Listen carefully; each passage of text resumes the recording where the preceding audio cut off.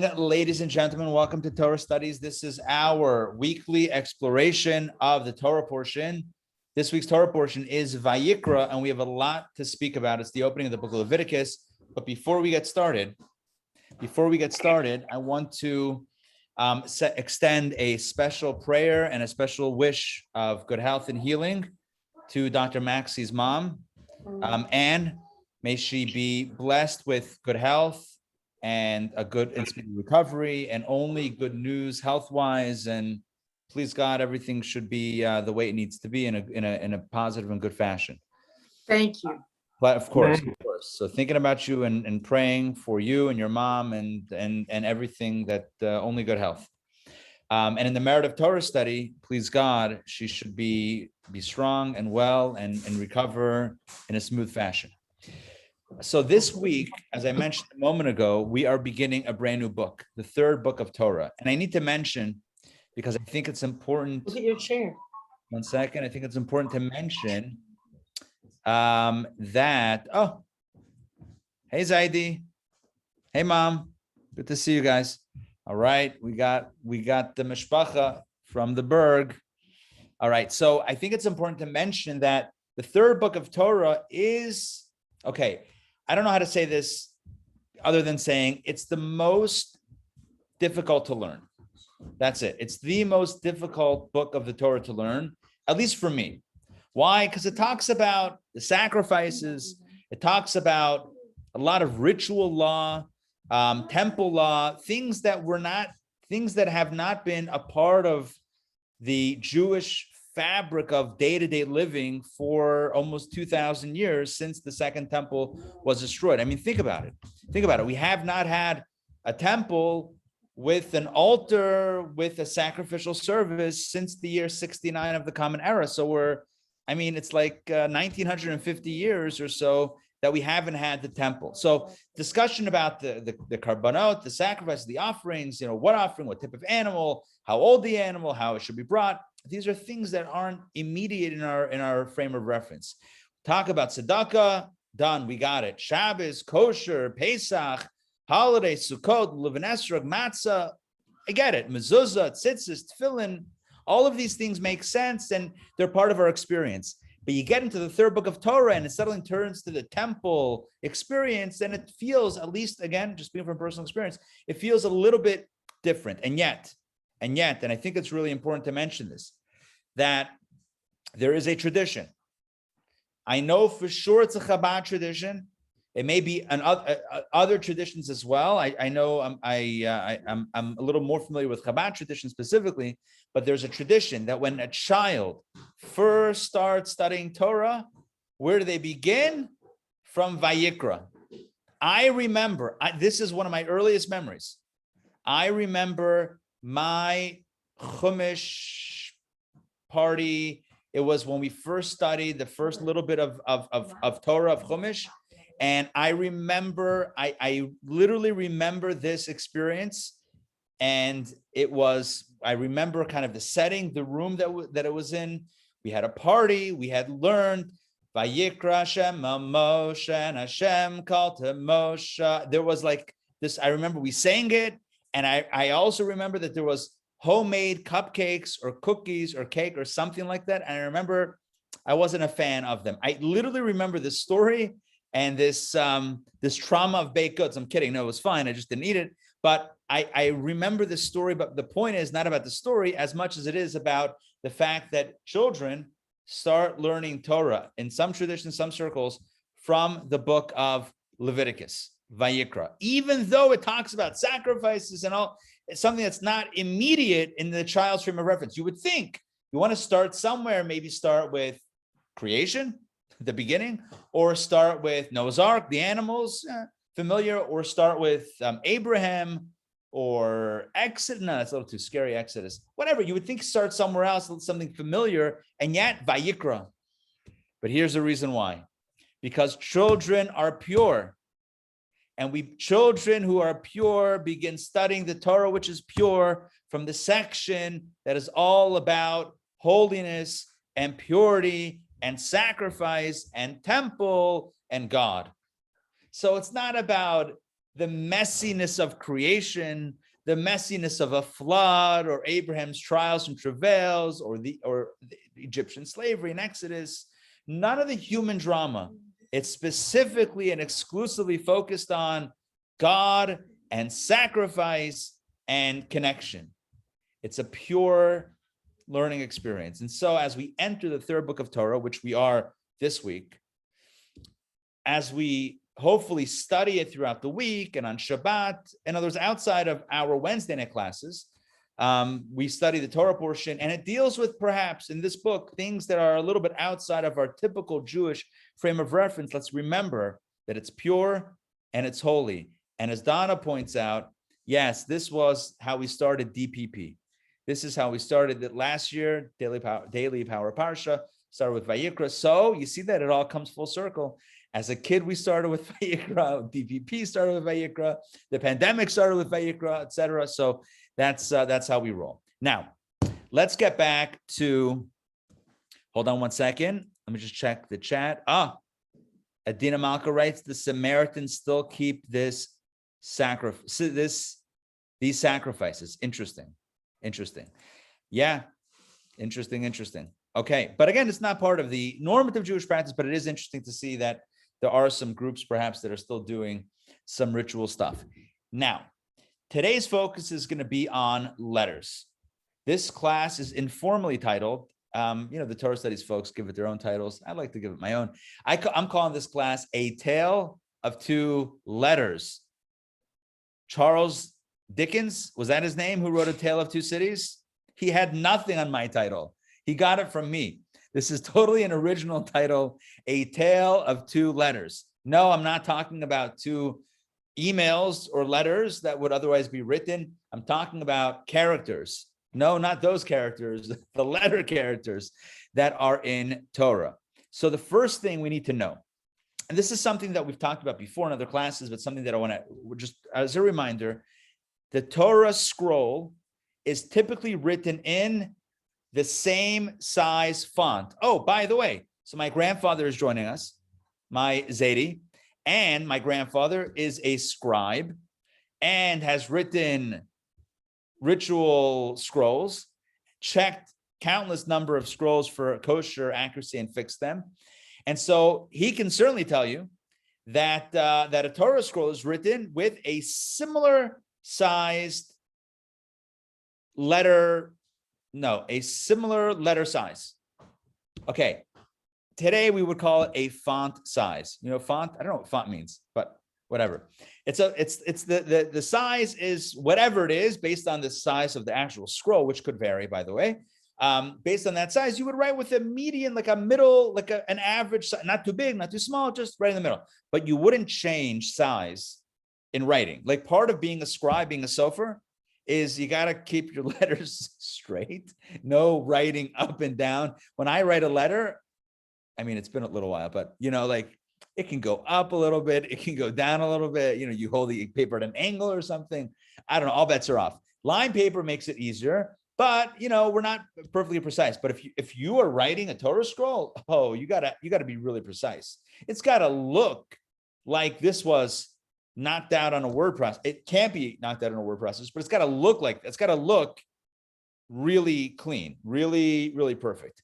But there are some letters, as you know, there are some letters. The word, Ari, Yes. word you're looking for is uniform size. Uniform, yes, thank you. And that's Sintas, the uniform people, joking, right? A uniform can't resist uniform jokes. So a uniform size, exactly. But scatter throughout Scripture, impossible, can't take me anyway. Scatter throughout Scripture, there are letters that are larger and letters that are smaller. Today we speak about two letters, one that is large and one that is small, and the lessons that we can learn from these not so average letters. So we begin with the opening word of this book, Vayikra. In English, it's called Leviticus, from the word Levi, Levite, Leviticus, the book of the Levite. Leviticus in Hebrew, it's not Leviticus, it's called Vayikra. Vayikra, as in the first word of the book, Vayikra, which means and he called.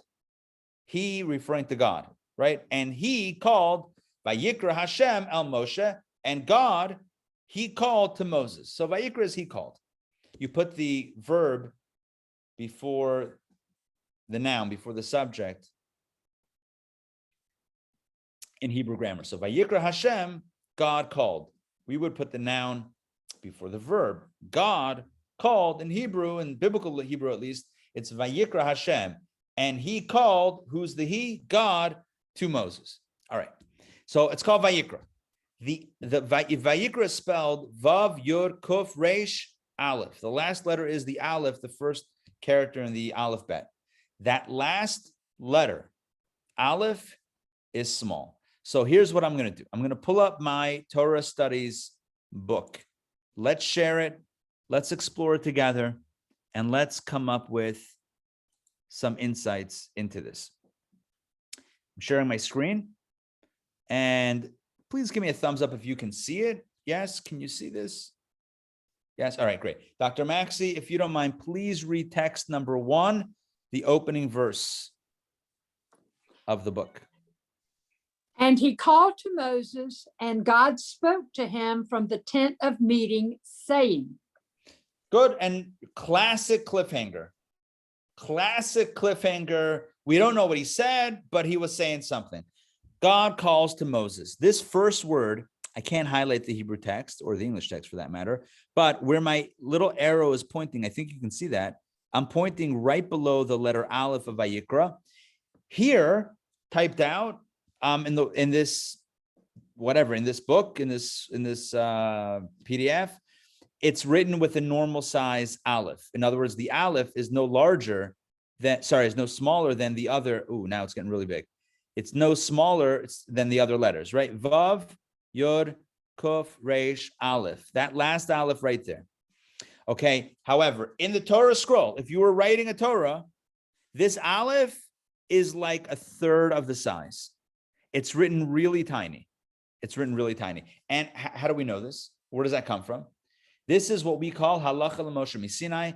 This is a law that was given to Moses at Sinai, along with what to write. In other words, when God spoke to Moses on the mountain and gave him all the laws, God told him what to write down. And he told him when it came to certain letters in certain words, these letters make smaller, these letters make larger. This is a tradition. We have it all the way back to Moses, to Mosaic times, that these letters, certain letters are written smaller. This is one of those letters. But of course, it's not random. It's not happenstance. It's not like God said, you know what? This one will make smaller. There's a reason and there's a significance. There's insight in every letter of Torah, how much more so when that letter is smaller. That's like a huge flag saying, hello, look here. There's meaning. There's a special meaning here. So what is the meaning of the small aleph? I will tell you that any biblical commentary, any Torah commentary worth their title biblical commentary will give an explanation on this small letter. You cannot encounter a small letter, the opening letter of a book, and not have a take on it. Everyone's got a take. Everyone's got it. I'll give you some. You want a collection of takes? I'll give you one such take, not the one that we're going to focus on. So there's a commentary that says that Vayikra with a small aleph, if imagine the aleph wasn't there, right? Because it's small. So it's almost like you almost miss it. Imagine if it wasn't there, the word would be Vayikar, not Vayikra, Vayikar. What does Vayikar mean? And it happened upon him. Vayikar, and he happened upon him. Not he called, but he happened upon. That is a word that is found in reference to Balaam's prophecy. It's a similar word that's found by his prophecy that God happened upon him. So the difference is between an evil prophet and a holy prophet, between Balaam and Moses, is accident versus purpose, intention, right? With Balaam, the English version of his name, so everything is by happenstance, it's by accident. Moses, Vayikra, it's a call to action, it's intentional. Why the small aleph? Then to show you how subtle a difference between viewing life as an accident versus viewing life as by divine providence. Is everything in life happening by design, by divine design? Not DPP, Daily Power Parsha, but DP, divine providence, or it's a little good acronym that we need. In my house, the kids like watching these videos from this group called Dude Perfect. Don't ask. They do trick shots. If you know, no nods here. All right, moving on. Fine. Don't Google them. There's no point. It's rabbit hole. Anyway, back to our story. So DP, divine providence, is life guided by God, or Vayikra or Vayikra. It just so happened. Is life an accident, a series of circumstances, or is it orchestrated from on high? That makes all the difference in the world. But you know what? It's one decision, a small decision. How do I look at this thing right in front of me? The small aleph, one little letter, makes all the difference. And it makes a difference for us. Like Joseph.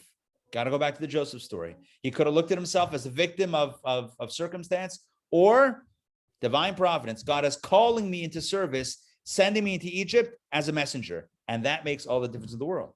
If he's on the receiving end of some sort of bad karma, well, then life stinks. And that's it. Fold the cards in and we're done. That's it. We're finished. But he doesn't look at it like that. Vayikra, almost, right? I mean, I'm just borrowing words and pasting it on Joseph, but Joseph looks at it as God is calling me for a certain purpose. So that's one commentary. That's not what we're going to do tonight. Tonight, we're going to go with a classic understanding of Vayikra, the small aleph. The small aleph, according to a classic way of understanding it, connotes or denotes humility, being humble. One thing we know about Moses is unmute yourself if you can tell me about Moses in this context. Who was Moses? He was humble. He was humble. In fact, he's the most humble person. The Torah says he was the most humble person on the face of the earth. And he himself wrote that. I'm kidding, right? That's what the Torah says about him. The Torah says about him that there was never anyone like Moses, etc., but the most humble person on the face of the earth. I got to tell the joke.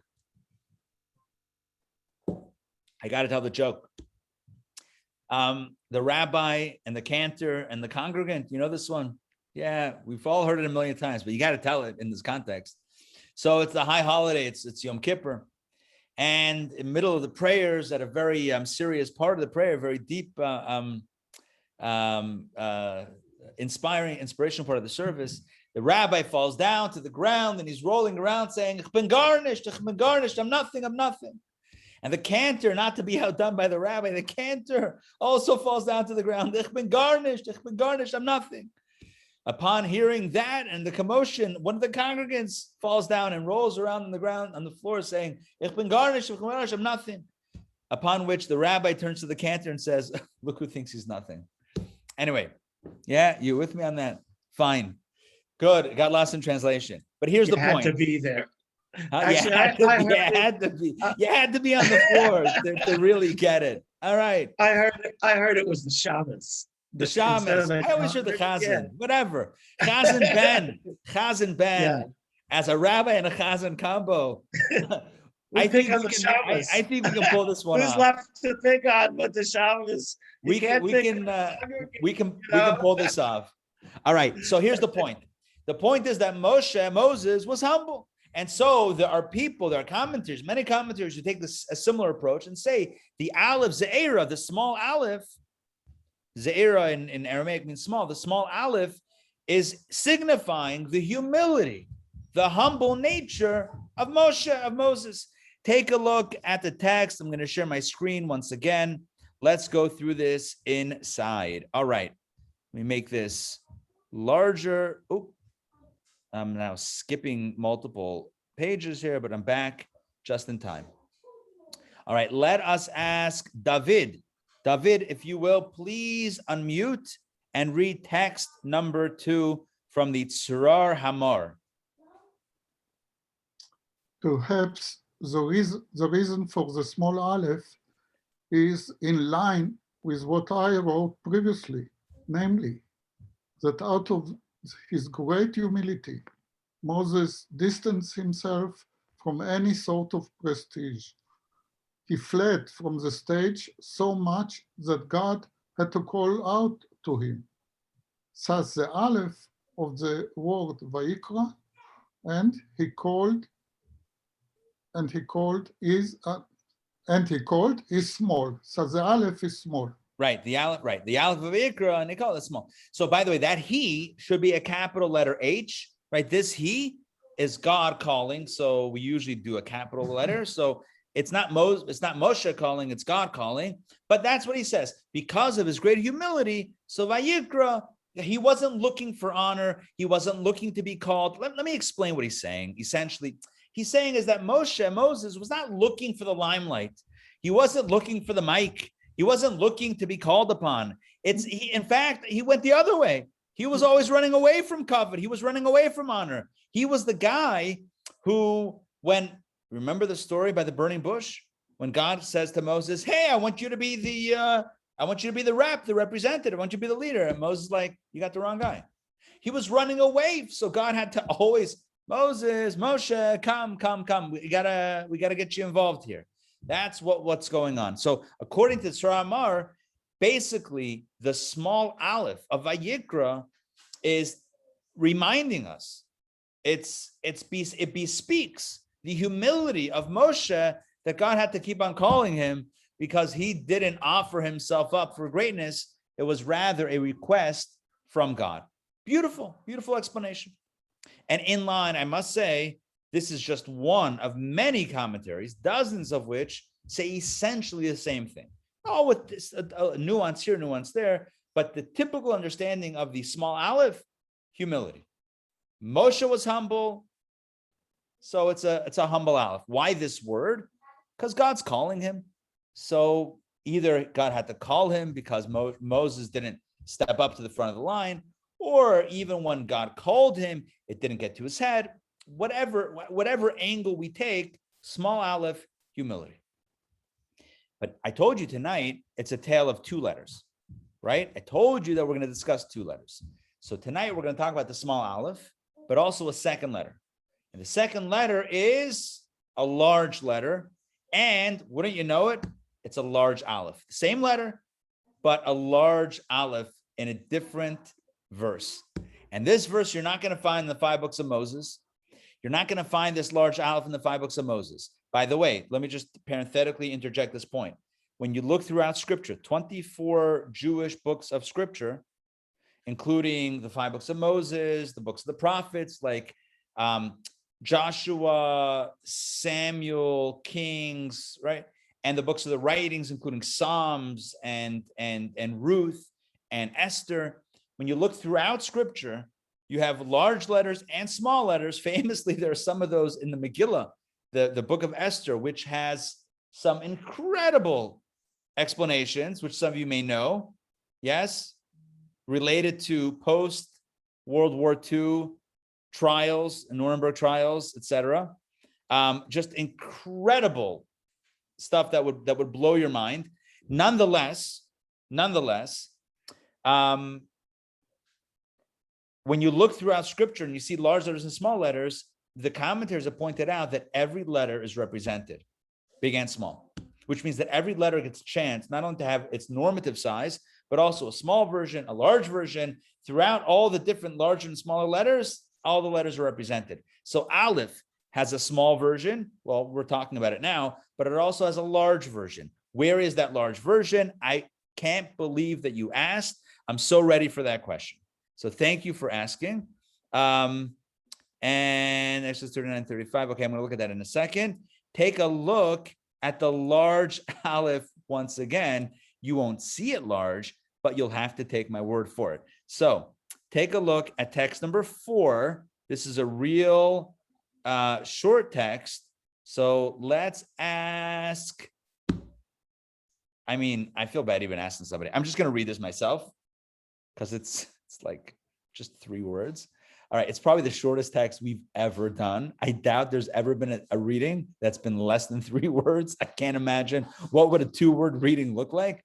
Okay, so here we go. This is the opening of Divrei Hayamim.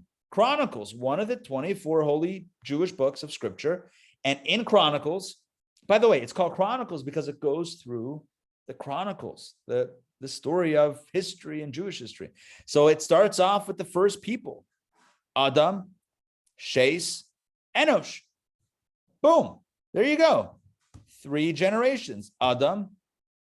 Oh, I should read the translation. Adam, Seth, and Enosh. Enosh. I feel like Enosh is an online snack company, right? If you're hungry and you want kosher chips, go to enosh.com when you're ready to nosh. All right. I'm done. Back to Adam. So this first letter, this Aleph right here of Adam, yeah, that first letter of the book of Chronicles is a large Aleph. It's a large Aleph. So now we have a tale of 2 letters. We have a small Aleph of Vayikra and a large Aleph for Adam. And the question is, why the large Aleph? And you might say, oh, the large Aleph indicates that as opposed to Moses, who was humble, Adam was an alpha male, right? He was an Aleph male. He was like a large Aleph male. Adam, first human being, right? That might be the approach we could take, which would seem to indicate that it's a positive. And yet, we're going to see soon a story that changes everything. So let me tell you a little bit of background of the story that I'm about to share with you. The founder of Chabad, the founder of the Chabad movement, his name was Rabbi Schneur Zalman of Liadi, also known as the Alter Rebbe. Alter Rebbe literally means the old rabbi, but it's a bit of in Yiddish, it's nicer than that. It's not like old rabbi, but it's like the elder Rebbe, the Alter Rebbe. He had a grandson. His grandson's name was Menachem Mendel, known as Rabbi Menachem Mendel of Lubavitch. He was the 3rd Rebbe, Our Rebbe, the 7th, his name was also Menachem Mendel, but he was the 7th. So we're talking about the 3rd generation of Chabad. He was the grandson of the founder of the Alter Rebbe, Schneur Zalman of Liadi. His mother, the grandson's mother, was the Alter Rebbe's daughter. So I feel like I'm saying this too complicated. The Alter Rebbe had a daughter whose name was Devorah Leah. She had a son whose name was Menachem Mendel. Are you with me on this? Fairly simple, right? Zayda, daughter, grandson, right? Alter Rebbe, daughter, son, grandson. All right.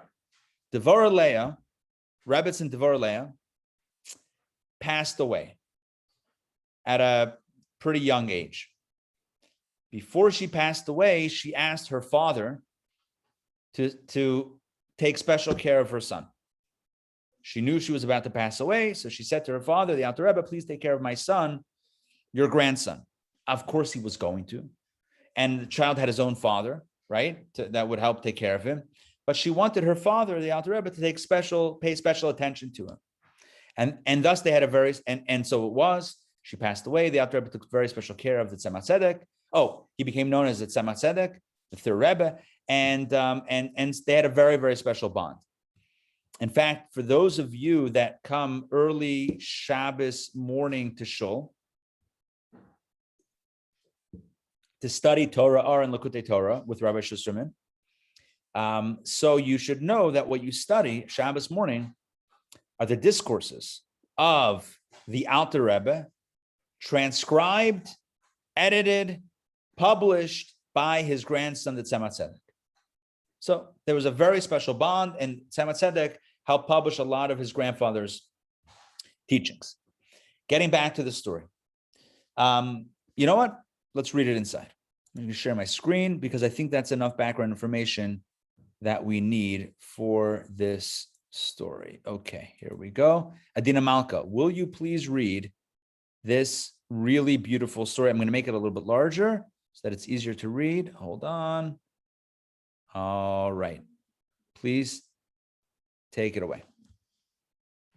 The previous Rebbe, Rabbi Yosef Yitzhak Schneerson, once described at a Pesach Farbringen how the Alter Rebbe brought his grandson Tzemach Tzedek to school when the latter was a small boy. The Alter Rebbe instructed the teacher to begin studying the book of Vayikra.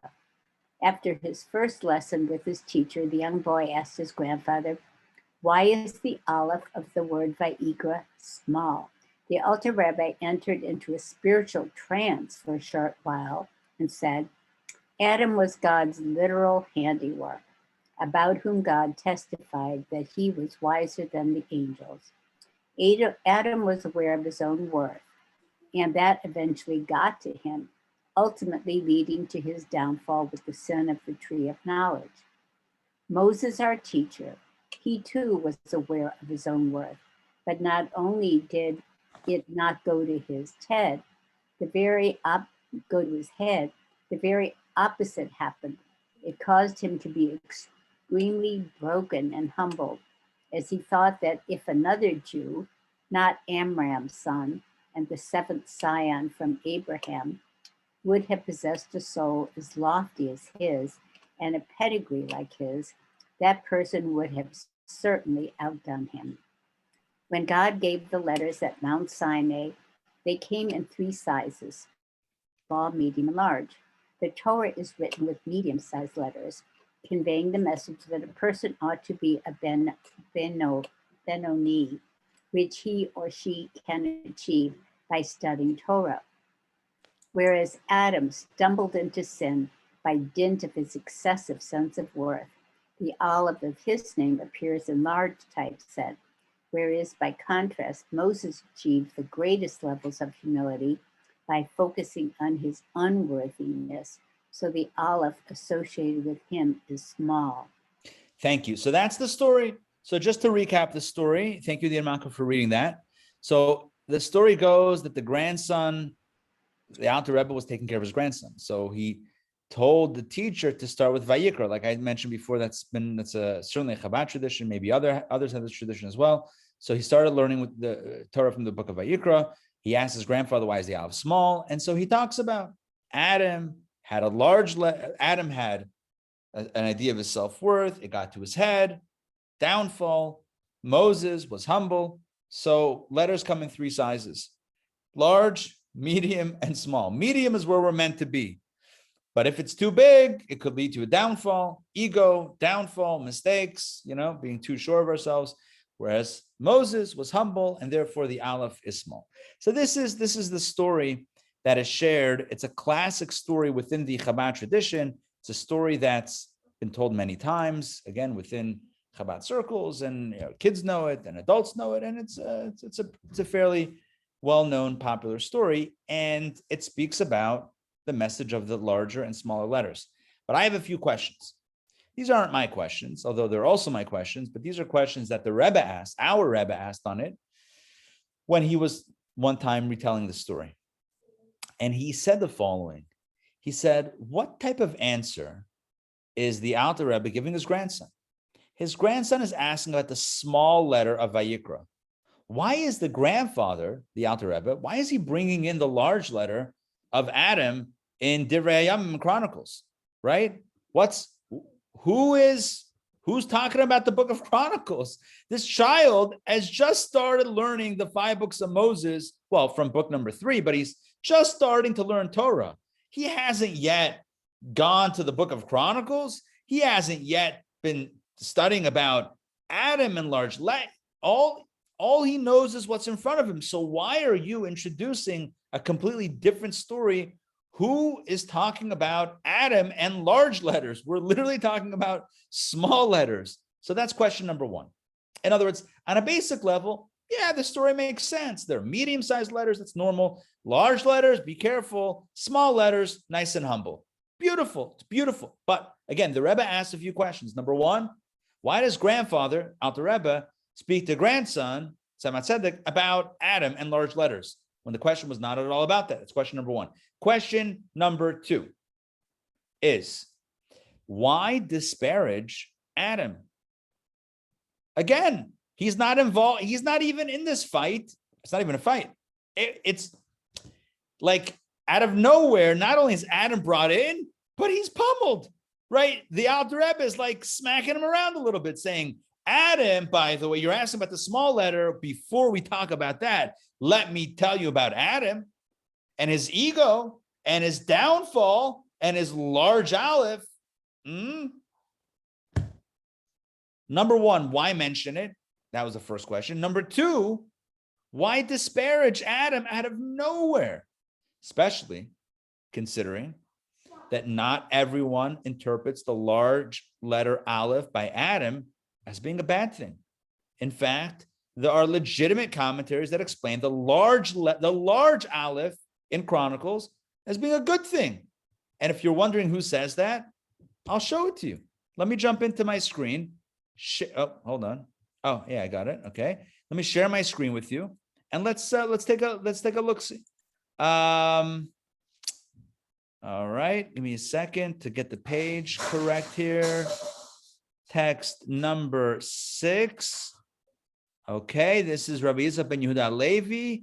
And let's ask Steve Horowitz, will you please read text number 6?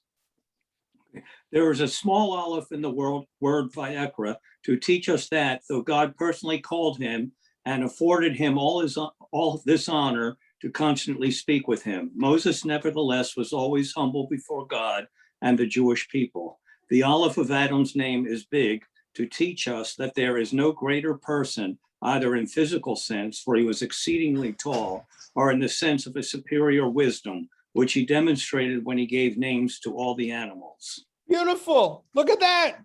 Rabbi Yitzhak ben Yehuda Levi, right? A biblical commentary from France, is very nice. He's very nice and very generous in his commentary. He says a small aleph is for humility and a large aleph is for greatness. No downfall, no sin, no don't be like Adam, no warnings, no nothing. It's nice. It's a very nice commentary. The small aleph of Vayikra tells us about humility. Even though God honored Moses, Moses didn't go to his head. And the large aleph of Adam, he was great. Physically, he was large in stature. He was a big man, and he was also wise. He gave the names to all the animals, which means that he understood the nature of all the animals.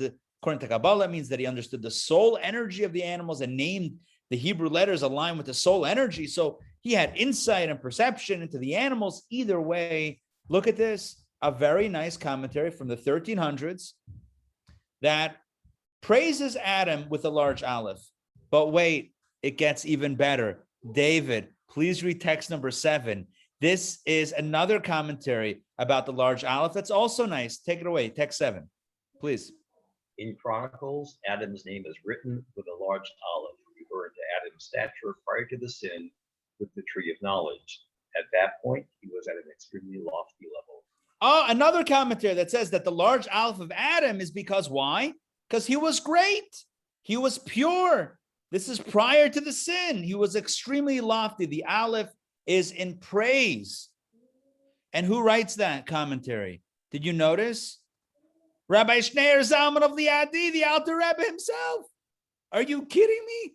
This is not another commentary. This is the man himself, the grandfather himself. He writes in Likutei Torah, what we study with Rabbi Schussman Shabbos mornings, Likutei Torah. He literally is writing that the large aleph is a praise of Adam pre-sin when he was extremely lofty. So why in the world, in the story, when his grandson comes back from Cheder, comes back from school or whatever it was with his teacher, and he asks his grandfather about the small aleph of this week's Torah portion.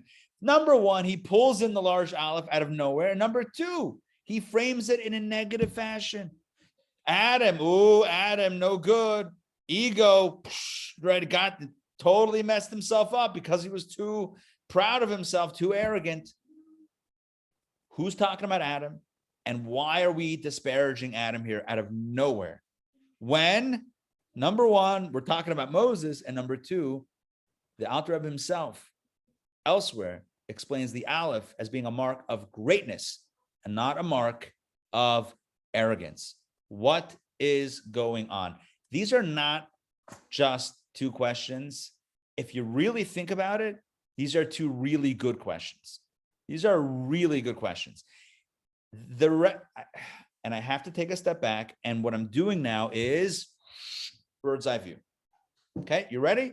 So we have details and we have questions. All right, take a step out for a second. Step above. Take a helicopter ride with me above this topic. The Lubavitcher Rebbe, our Rebbe, was so precise in Torah study, and the Rebbe himself commented on his own style many times, that he analyzed even Hasidic stories with a Gemara, with a Talmudic analysis. Even a story undergoes the same type of critical analysis as a verse in Torah. Are you with me on what I'm saying? The Rebbe takes a story about a grandfather and a grandson, and the kid comes home from school. Why the small aleph? And the grandfather explains the large aleph of Adam is no good. The small aleph is good. And the Rebbe says, nope, doesn't make sense. The story does not make sense. Everyone else, for the last few hundred years, whatever, since the story happened, heard the story and it seemed great. I remember hearing the story as a kid. It sounded fine. There was nothing wrong with the story. The Rebbe says, analyze it, and it doesn't make sense. And if it doesn't make sense, we got to dig deeper because there's a deeper truth here. It's not about asking for the sake of asking. It's asking questions to get to a deeper truth. You see this, again, we're in the helicopter still. This is how the Rebbe looked at everything. Everything was analyzed through a critical lens, and every question was to lead to a deeper answer. There was never a question for the sake of questioning. It was never like a question for the sake of, whatever. It was always to probe deeper and explore a greater truth. So the Rebbe asks, why mention Adam, and why mention Adam in a negative light? Why look at it that way? And the Rebbe explains something mind-blowing. Here we go. Here's the explanation. Buckle up, my friend. My friends, the Rebbe says that far from disparaging Adam, the Alter Rebbe brings Adam into the conversation to explain to his grandson that although Moses was very humble, you can't live your life just like Moses. Are you with me? I'm going to say it one more time. The Alter Rebbe, his grandson, asked him, the Tzemach Tzedek asked him a question about the small aleph of Vayikra by Moses. The grandfather answers him by starting off with a discussion about Adam. Why? Because the message is, you can't just be like Moses. You cannot go through life just being like Moses. Why? Let's explain. At the core of the human condition, what's the truth about the human condition is that each and every one of us will face challenge. You and I, you cannot walk through life. You cannot travel the road of life and not get the rug pulled out from underneath you. It's impossible. It's impossible. We plan, the expression, Mensch tracht und Gott lacht. Humans plan and God laughs. It's not always so funny. We walk through life and the unexpected happens. We were never expecting it. We didn't plan for it. And the next thing you know, it's right in front of us. And yeah, you can duck and hide, but for how long? To get through life requires a lot of things. Faith and connection, sure. But it also requires a very critical ingredient. And that is strength. To get through life, to get through the challenges of life, the nisyonot, the challenges, the tests, the trials and tribulations of life, you need to have strength. You need other stuff also, but you definitely need strength. There's no other way. There's no other way to get through it. If you can't, then it's not going to work. You have to have the strength. So where does the strength come from? Strength comes from the inside. It's a confidence, it's a strength, it's an assuredness, it's a belief in oneself. that yes, I can do it. I have the strength. We won't be strong unless we believe that we're strong. You have modern forms of motivation talk about picturing success, envisioning success, speaking, articulating success, because if you can't think it, see it, speak it, then you won't be able to do it. In a similar vein, in a similar way, we have this notion of strength. Unless you believe in yourself, unless you believe that you can, unless you believe that you're strong, you can't really be strong. What, you're going to surprise yourself, right? We have to believe in ourselves. So you need an inner sense of confidence, self-confidence, strength, a backbone, strength to stand up, to stand for what's right, to stand for what you believe in, to face the challenges of the world, whatever it is, it can be strong. And it starts from within. And so, a necessary ingredient within the human condition for success is strength. Strength born of a self-assuredness. This is Adam. This is the message, the positive message from Adam Harishon, from Adam. Adam is written in Chronicles with a large aleph. And the message is that in life, you have to have strength. You have to be a large aleph. You have to have strength, confidence, a backbone. You have to be sure of yourself. These are all necessary qualities. And where does it come from? It comes from recognizing that we've been given a strength from above. God created us. God put us here. God believes in us. The least we can do is believe in ourselves as well, because God believes in us. So we shouldn't. We should tell God he got it wrong. God, you believe in me, but you don't know me, right? If you knew me, you wouldn't believe. I mean, that's what we're telling God. If God believes in us, we should believe in us. Take a look at something the previous Rebbe taught. It's really beautiful. Take a look. This is going to be text number 8. Take a look at this. Hold on. Here we go. All right, let's do this. Donna, please read. Donna of Donna and Fred. Yes. Text number 8. Everyone should learn how to utilize their own positive qualities. Just as one ought to know his or her own shortcomings, so too should he or she know the positive qualities they possess. The previous Rebbe, the Friedrich Rebbe. My grandfather's on with us, by the way. The previous Rebbe is the one who sent my grandfather to Pittsburgh in the 1940s. So the previous Rebbe, Rabbi Yosef Yitzchak Schneerson, he explained and he taught that just like you have to know what you need to work on, your shortcomings. In other words, you got to know where there's room for improvement, but you also have to know the milas. You have to know the qualities, the positive. It's not only a mitzvah to know what you're lacking. It's a mitzvah to know what you have. Why? Because you got to be strong and confident and capable. You got to know what you can do. And that requires, yes, you have to know what you still need to know. That's important. But you also have to know what you got. You have to be confident and be proud of what you have. That's really important. That's very important. And where does it come from? I mentioned a few moments ago. Where does it really come from? It's acknowledging that you have been given a gift by God. It's not driven by self. It's driven by an awareness of God has given me these qualities, and thus I have a responsibility to carry them into the world and to utilize them to the best of my ability and to make a difference with my strengths. This is the deeper meaning of the large aleph. Stay with me. This is Adam. In Chronicles, the large aleph, in a positive way, the belief in self. But what could happen?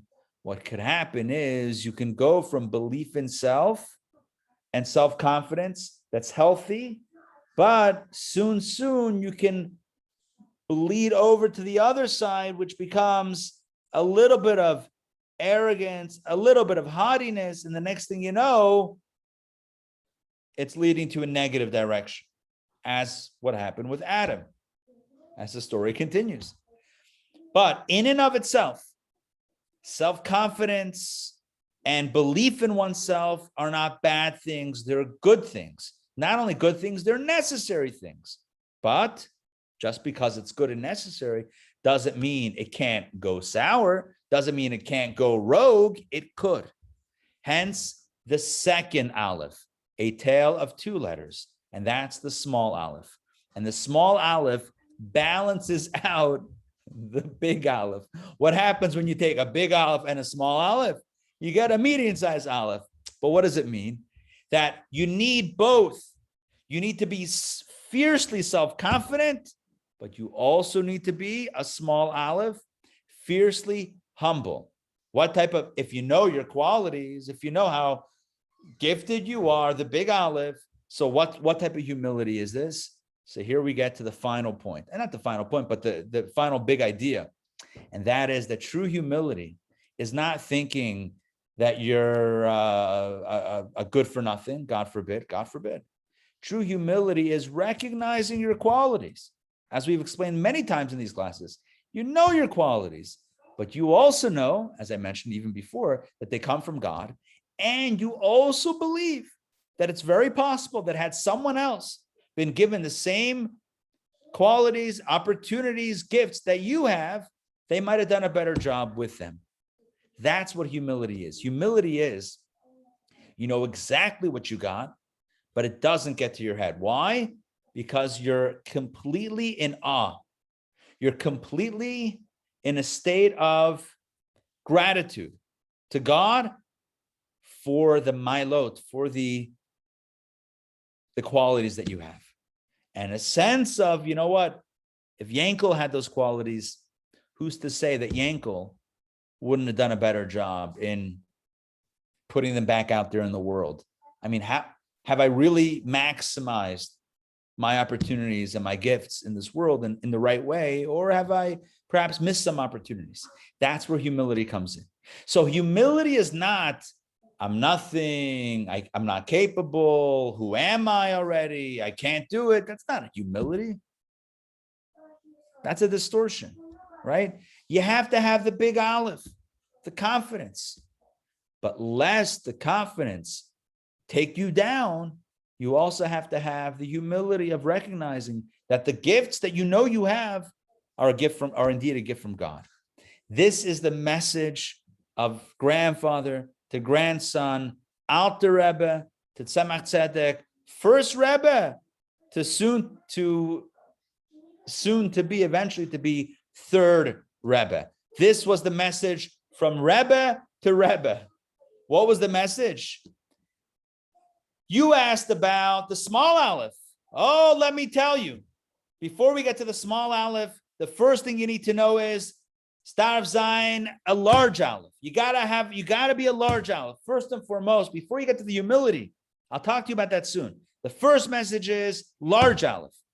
You have to have confidence. You have to have pride. You have to have a backbone. You have to be strong. And then, lest it go to your head and take you down like happened with Adam, you have to balance it with the small aleph of Vayikra, the small aleph of Moses.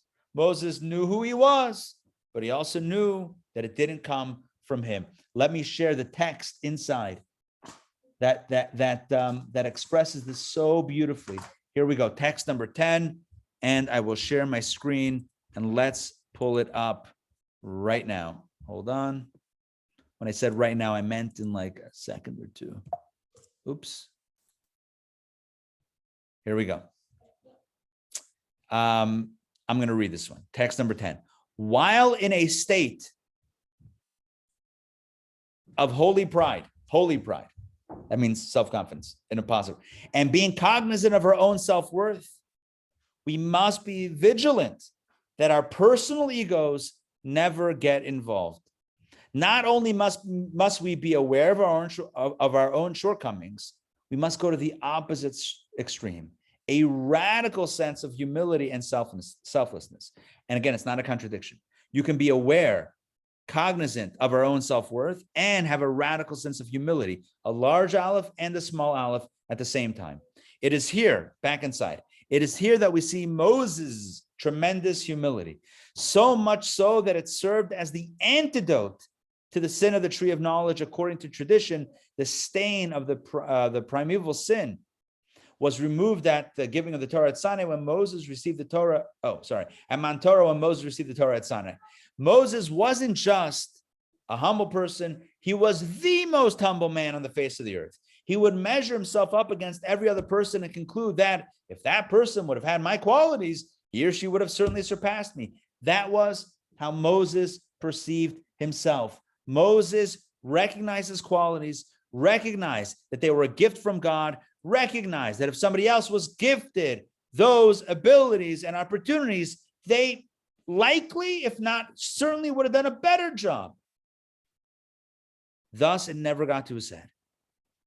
This is the message that I want you to take away tonight. A radical large aleph and a radical small aleph makes for a healthy human being. The story of a healthy human being is a tale of two letters, the large aleph and the small aleph. You cannot have one without the other. If you just have a large aleph, that ends with sin. Sin of the tree of knowledge of good and evil. That's Adam downfall. If you just have the small aleph, that's someone who's not going to get anything done in life. That's someone who thinks of themselves as worthless, meaningless, right? Meek, weak, and won't be able to stand up for what's right and get it done. What you need in life to be successful is both extremes, a radically large aleph and a radically small aleph. A large aleph that says, yes, I can. And a large aleph that says, yes, I can. And a small aleph that says, but it's not me. It's not me. It's God's gift. This is how we make an impact on the world. I want to share with you a really lovely anecdote. Raise your hand if you're a fan of baseball, professional baseball. If you know a little bit about baseball. Okay, we have some baseball fans. There's a pitcher. That's the guy who throws things.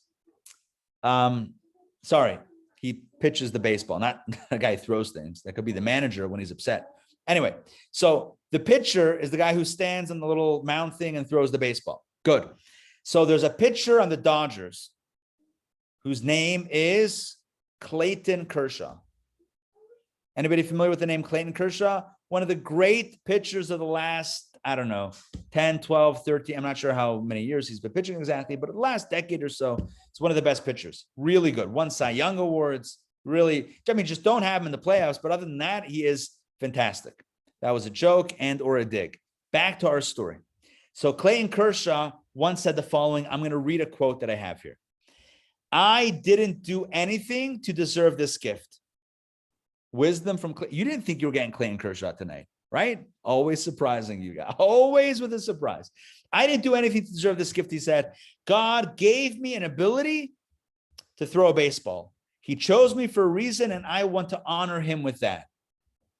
Religion from the mound. You can't control the talents he gives you. No doubt about that. But you can control the effort you put forth with those talents. And that, my friends, says it just about as good as anything else. You can't control what talents he gives you, but you can control what you do with those talents. My friends, this is the tale of two alephs. There's what God gives us. That's the large aleph. Well, I guess you can look at it both ways. Well, there's the acknowledgement that it's God who's giving us the gifts. That's the small aleph. And then there's what we do with the gifts, and that's the large aleph, or really could go the other way also. It can work both ways. The point is, it's a symbiotic relationship between the two alephs.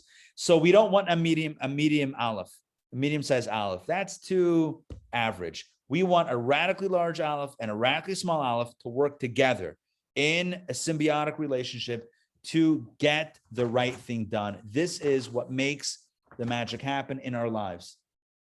To conclude with the story, one final story. Many of you, I believe, have seen the video clip of this story. If you have, or if you haven't, I'm sure you'll enjoy the story nonetheless.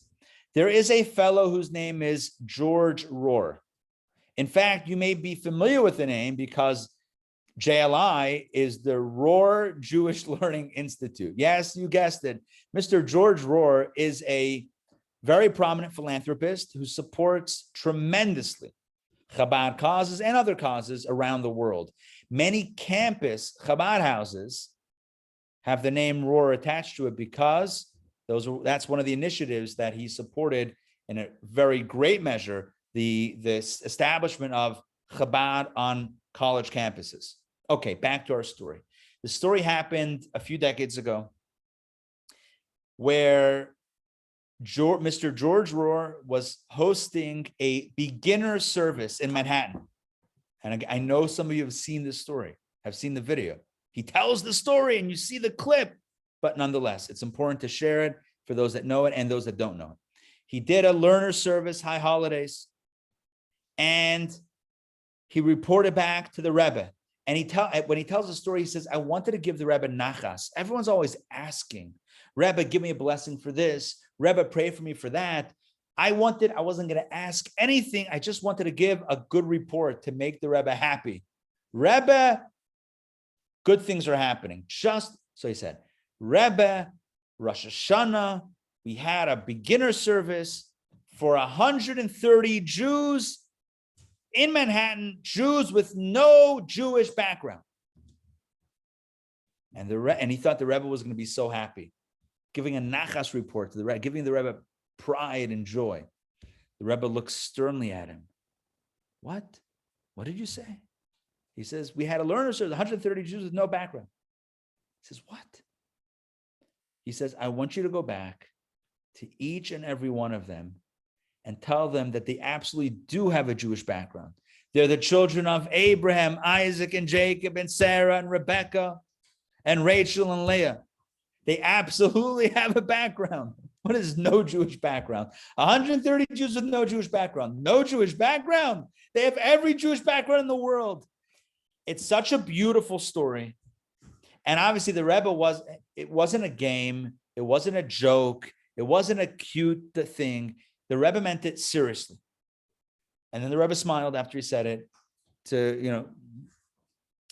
but the point needed to be made. And the point is, you have a background. That's the large aleph. The large aleph is the confidence that we know who we are. We have an incredible responsibility in the world. We have an incredible opportunity, incredible gifts. The large aleph, coupled with the humility to realize that this has all been given to us by God for a purpose. May we have our large aleph. May we have our small aleph.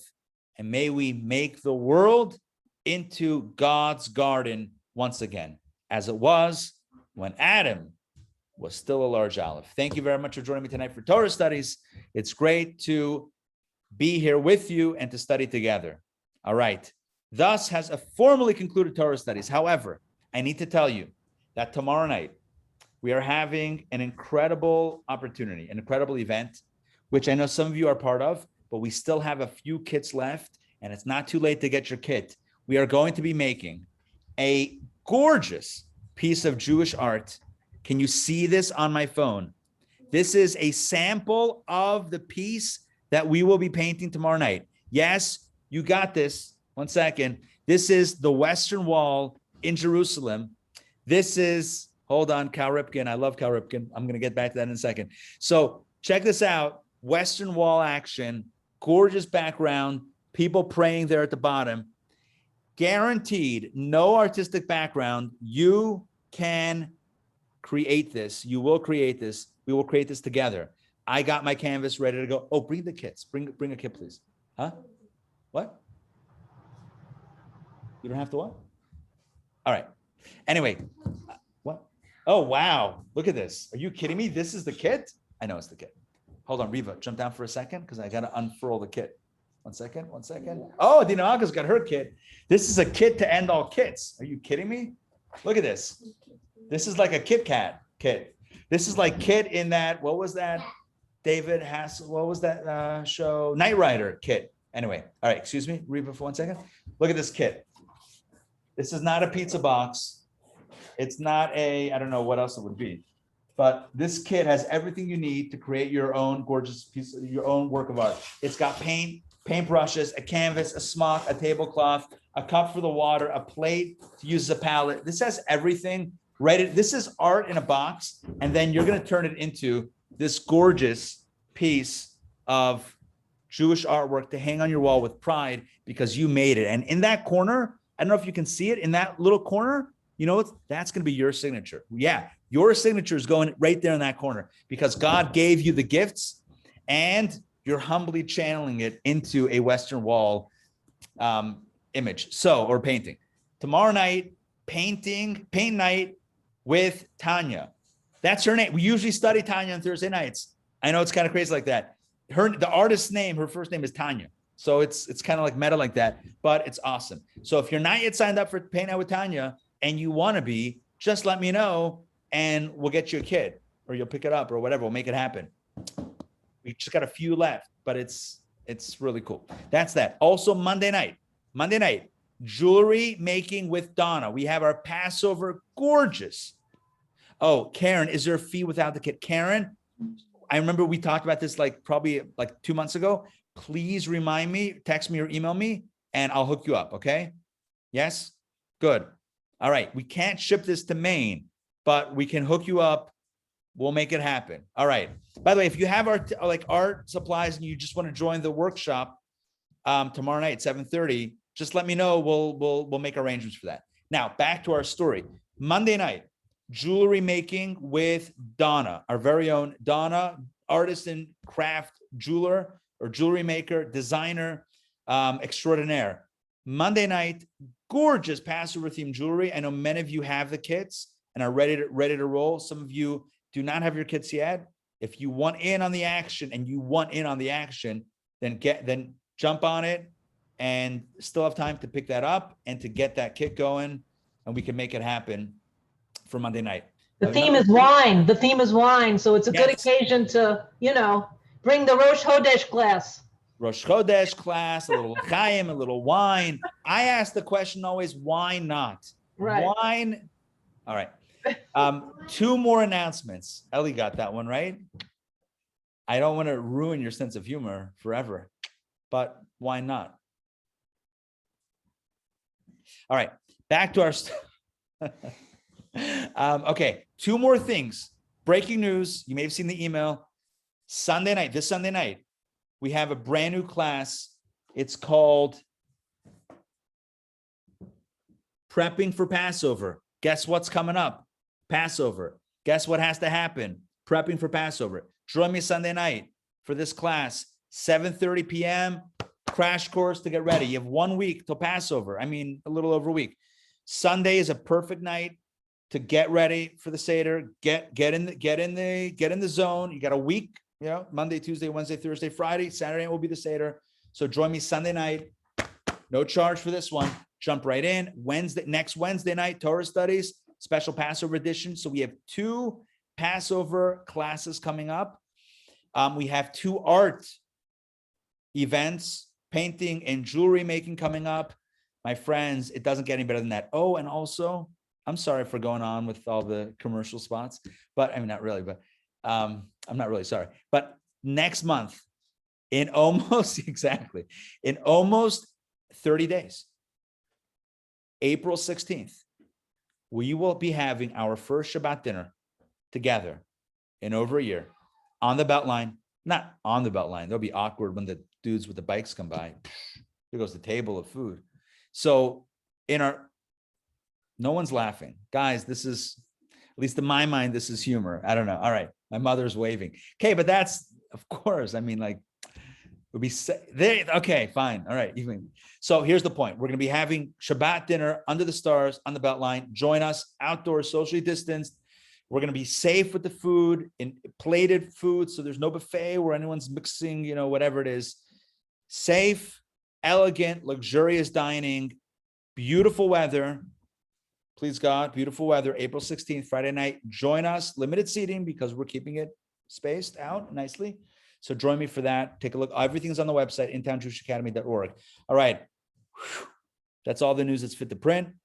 For Passover itself, I think I saw a question about Passover meal in a box. I don't know if we are offering that. I need to check. Passover meal in a box. I don't know that we're offering that, but I can find out and let you know. So I will, please God, find out and let you know. And that's it. All right. Sorry, I have a question. Yes. So first of all, hello. Hey, good to see you. Hi. I think last year you had sent an online Haggadah. I think the reason I ask is I didn't expect to be here as long as I've been here. Right. And I don't have my Haggadah with me. So, I mean, I can buy another one. But I have a good Haggadah for you, an online one. I don't remember what I sent last year. I may have sent one. I could look, but I just got a notice from Rabbi Tzvi Freeman, Right. who some of you know from Chabad.org. He actually moved to Atlanta recently, and Nomi, his wife Nomi, has been teaching classes by us, right? Some of you have been part of that. So Rabbi Tzvi Freeman just put out a message a day or two ago that Chabad.org created an online Haggadah, downloadable, printable, ready to go. So They email it today. they emailed it out today, Chabad.org? Okay, good. Awesome. I will forward you, Carl. Whoever wants it, you might be able to find it on Chabad.org, but if not, just so it'll be at least easier for me to know who to send it out to, just send me a message and I'll download it and then or send you the link, whatever. Either way, I'll get it over to you so you'll have it, and then you can print it out before the holiday and have it ready to go. I get all other kinds of things from Chabad.org. I haven't checked my email. Karen, I just sent it to you. Oh, thank you. Look at that. Yeah, it came Dr. today. David It's to the beautiful. rescue. Shh, look at that. By the way, Karen, it might be that on the preferences, you have the please do not send me your brand new Haggadah that I didn't know was coming out list. It's so awkward. Sometimes people check that box by accident. They thought it meant something else. I probably did. No, and Probably I totally checked the do not email, send me the new Haggadah that I don't know is coming out. Yeah. But now I know that David sent it to me, so I'm cool. So no matter what, Yeah, I you got it. might have 2 emails now. You It's got the it. You more got merrier. it. Thank you, David. Okay, good. I think that's it. All right. I'm going to let you all go because it's getting a little bit late, but it is great to see you. Don't forget, express your art. You might think, oh, I'm not an artist. You think I'm an artist? Are you kidding me? I'm going to be there tomorrow night. Here, but there, painting this thing tomorrow night. It's going to be amazing. So join me for paint night. Join me for jewelry making. I'm making jewelry Monday, painting tomorrow night. I'm teaching Passover prep Sunday, next Wednesday, Torah studies class, Freedom Uncovered. Friends, it's a good time to be alive. It's always a good time to be alive. So join me. Let's study together. Let's celebrate together. Godspeed. All right. Blessings for everybody to good health, success, and happiness. Mashiach now. All right. We'll see you all soon. Take care. Thank you. Lila Tov. Lila Thank Tov. you, Rabbi. Bye, everybody. Laila Tov.